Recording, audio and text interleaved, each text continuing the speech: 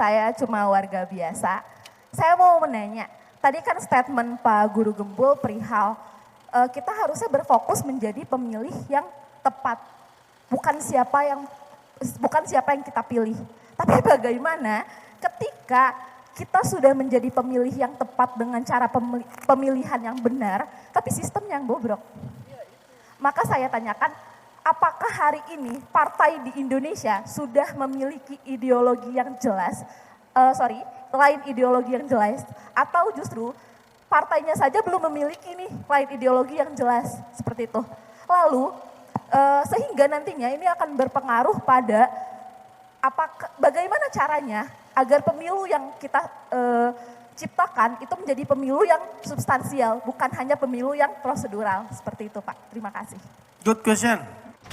Jadi gini, saya dari tadi itu menekankan bahwa jangan fokus pada siapa yang akan menang nanti dalam pemilihan, tapi fokus pada diri kita memilih apakah dengan cara yang benar atau tidak. Kenapa seperti itu? Karena siapapun presidennya nanti, itu nggak akan menghasilkan perubahan apapun yang cukup drastis dan dramatis. Kalau yang dipilihnya Anies, itu nggak akan jauh beda dengan kalau yang terpilihnya itu adalah Prabowo. Kenapa seperti itu? Kalau orang di Indonesia jadi pemimpin dia terlalu baik, maka dia akan dihancurkan oleh oligark yang sudah berkuasa di Indonesia. Jadi dia tidak akan bisa bertahan dalam satu periode, itu nggak mungkin, itu mustahil. Karena sistemnya yang belakangnya, yang backing-backingnya itu lebih besar daripada yang jadi presidennya. Bahkan yang saya singgung tadi itu, bahkan orang-orang yang jadi backing itu sampai berani menyebut presiden sebagai petugasnya. Itu kan sudah menunjukkan, itu secara literal sudah menunjukkan siapa yang sesungguhnya berkuasa. Jadi bukan calon-calon itu bukan siapa-siapa. Dia hanya gimmick-gimmick saja dari pihak-pihak yang di belakangnya yang jauh lebih besar.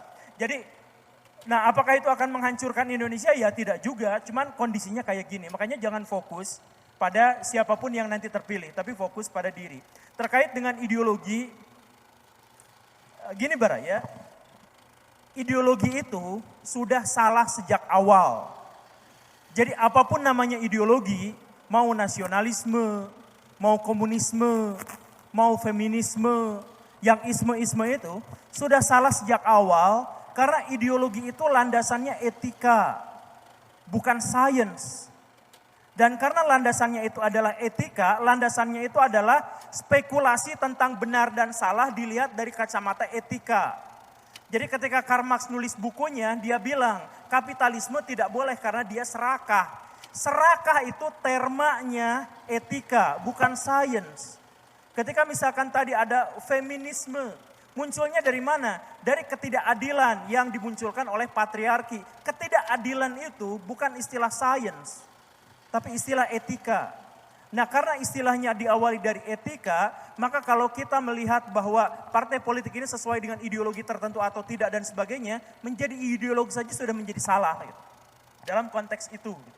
Jadi yang harusnya dicari itu yang bagaimana?